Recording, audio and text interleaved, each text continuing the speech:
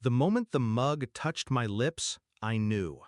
The smell was wrong, metallic, bitter, masked under sugar. He placed it in my hands with a smile that was too wide, too rehearsed. "Made you a special coffee, honey." I tilted my head, smiled back, soft, obedient. How sweet. Inside, my pulse slowed. Not fear, calculation, because I already knew what he was trying to do. When I first met Daniel, I mistook attention for love. He brought flowers, whispered promises, convinced me I was chosen. His family welcomed me, at least on the surface, but beneath their smiles lurked poison. His sister, most of all. She mocked my clothes, my job, my silence. To her, I was weak, a guest in my own marriage. But weakness is just patience wearing a mask. Over the years, Daniel changed. The affection rotted into contempt. He grew secretive, restless, bitter at my existence. I caught the late-night whispers, the texts half erased, the sudden financial withdrawals. He thought I didn't notice.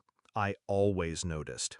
And when the strange powders began to appear in the kitchen cabinet, labeled as herbal supplements, I knew what he was planning. So that morning, when he handed me the mug, I played my part. I lifted it slowly, inhaled, smiled. Then, as I lowered it, I set it down near hers, my sister-in-law's mug, waiting on the table. She was scrolling on her phone, smirking, ready to toss another insult my way. I swapped them with a flick of my hand. Quiet, natural, invisible. She didn't notice. He didn't notice. But I noticed everything. 30 minutes later, her laughter turned into coughing. Her coughing into choking. Her smirk twisted into panic. She clutched her stomach, eyes wide, skin pale. Daniel froze, his face drained as he watched his sister collapse. And in that silence, I looked at him. I held his gaze. I let him know, without a word, that I knew. He broke first. His eyes darted from her to me, horror spilling across his face as the truth closed in. He hadn't just poisoned me, he had poisoned his own blood. The ambulance came, the house filled with chaos. I stayed calm, hands folded, face serene. I was the grieving sister-in-law, the shocked wife. No one questioned me. No one even thought to. But Daniel, he couldn't keep still. His voice cracked when he tried to explain. His hands shook when the paramedics asked simple questions. And when the police arrived, because hospitals report suspicious poisonings, they didn't look at me. They looked at him. I had already prepared.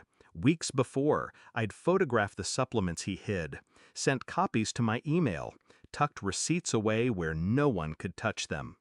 I'd documented the late-night searches he left open on his laptop.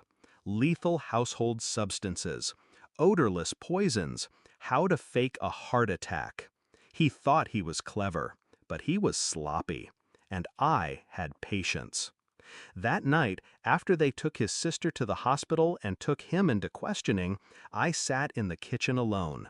I picked up the untouched mug he had made for me. I traced the rim with my finger. I should have felt fear. I should have felt grief. But all I felt was clarity. For years, they treated me like prey, a quiet wife, a punching bag, a shadow. But prey that watches long enough learns every movement of the hunter. And when the moment comes, prey becomes executioner. Weeks later, the police called, evidence stacked too high. His fingerprints on the jar, his searches on record. His attempt to silence me turned into the rope that strangled him. His sister survived, though barely. She doesn't smirk anymore. She doesn't look at me at all. Maybe she sees me now for what I am. Not weak, not naive, but dangerous. Daniel sits behind bars, his life rotting in a cell. His special coffee never reached my lips. And mine? My life finally began the moment I set that mug down and smiled. People ask me sometimes, did I plan to swap the cups that morning?